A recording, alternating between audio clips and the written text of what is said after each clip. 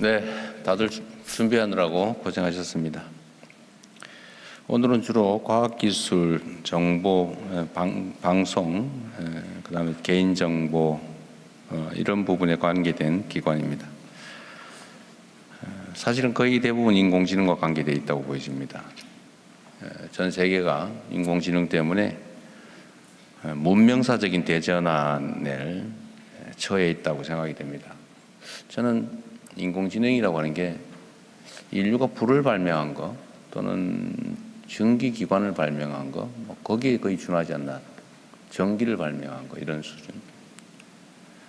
앞으로 우리 사회 모든 영역에서 사실상 인간의 지능에 유사한 또는 어쩌면 그를 능가하는 인공지능을 동반하고 살아야 될지도 모릅니다. 생산 영역이든 일상생활이든 인공지능이 활용되지 않는 곳이 없겠죠. 그런데 이 사실은 누가 먼저 대비하느냐의 경쟁이 됐습니다. 국가 간 경쟁도 아주 매우 치열합니다. 저는 이게 우리에게 주어진 결정적 기회라고 생각합니다. 또 기회라고 하는 게 잘 활용하지 않으면 또 다른 위기가 되기도 하죠. 제가 자주 그런 말씀 드리는데 시험 문제가 어려운 거는 괴로운 일이긴 한데 나만 어려운 게 아니다. 다 똑같이 어렵다. 또 시험 문제가 쉬워지면 즐겁긴 한데 똑같이 다 쉽다. 그럼 결론이 뭐냐? 평소에 공부를 얼마나 했느냐로 결국 결판 나죠. 시험 문제가 어려웠냐, 쉬웠냐는 사실은 뭐 기준선이 올라갔냐 내려갔냐인데 다 똑같죠, 조건은. 지금 우리 대한민국이 처한 상황이 그렇다고 보이십니다. 뭐 국제적인 전쟁 위기, 또는 질서의 불안정 이런 것도 있는데 이건 다 모든 국가가 처하고 있는 상황이고 모든 기업들이 똑같이 처하고 있는 거죠. 또 예를 들면 인공지능을 중심으로 한 정말 기술 대전환 이것도 모두가 겪고 있습니다. 그런데 우리가 가진 강점이 있죠. 어쨌든 그 강점들을 잘 활용하고 우리가 가진 약점들을 잘 보완하면 또 우리가 하기에 따라서 뛰어난 추격자가 아니라 뛰어난 선도자가 될 수도 있겠다.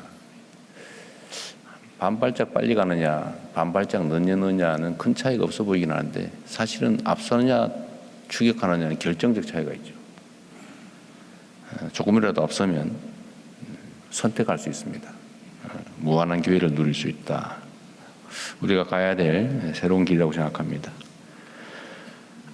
우리나라 올해 경제 성장률이 1.9%에서 예측치죠. 2.6%로 대폭 상향 조정되기도 했습니다. 내년 성장률 예측이 전 수요 선진국 가운데 가장 높은 수준인 2.5%로 전망되고 있습니다. 사실은 첨단 산업 분야에서 성과가 나고 있지 않나 싶습니다. 그리고 우리가 과학기술정보통신부 여기를 부총리로 지명한 이유는 다 잘 알고 계실 것 같아요.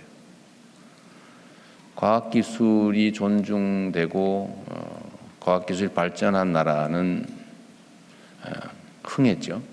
그런데 과학기술을 무시하거나 존중하지 않은 나라가 흥한 예는 없어요.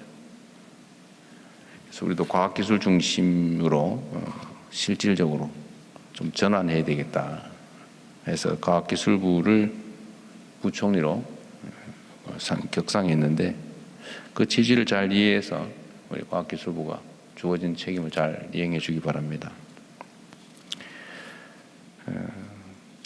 우리 정부가 출범한 지 이제 1년 됐는데 그 사이에 실제로 과학기술과 관련된 많은 변화들이 있었습니다.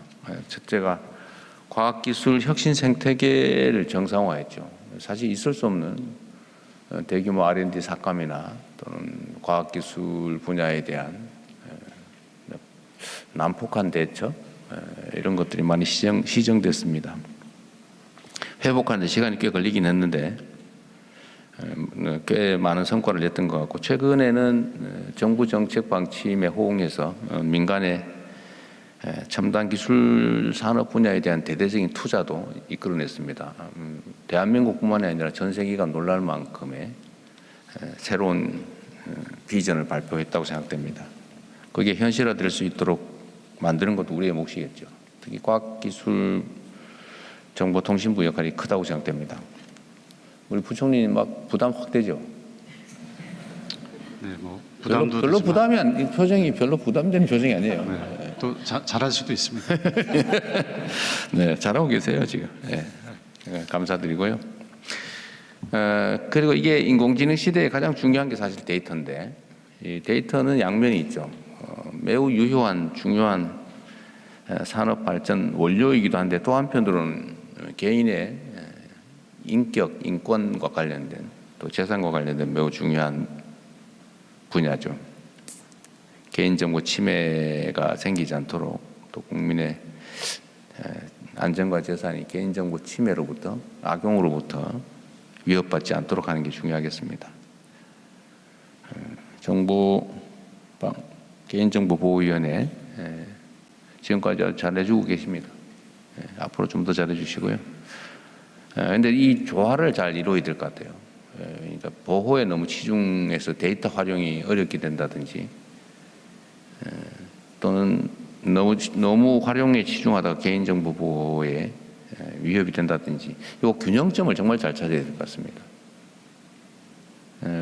그런데 과거의 사례를 보면 이 균형점을 찾기보다는 아예 외면하면서 활용도 못하고 보호도 잘 안 되고 이렇게 되는데 보호도 잘 하면서 활용도 잘 할 수 있게 하는 그러려면 사실은 에너지가 많이 소요되죠.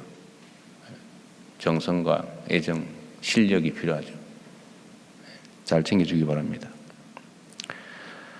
방송미디어통신위원회도 이제 새롭게 구축이 돼서 역할들을 열심히 하고 계신데 앞으로 해드릴 일이 좀 많죠. 그래서 저는 그 중에 핵심이 방송통신을 진흥하는 것도 중요한데 악용되지 않게 하는 게 훨씬 더 중요한 역할이다. 진흥은 시장을 존중하면서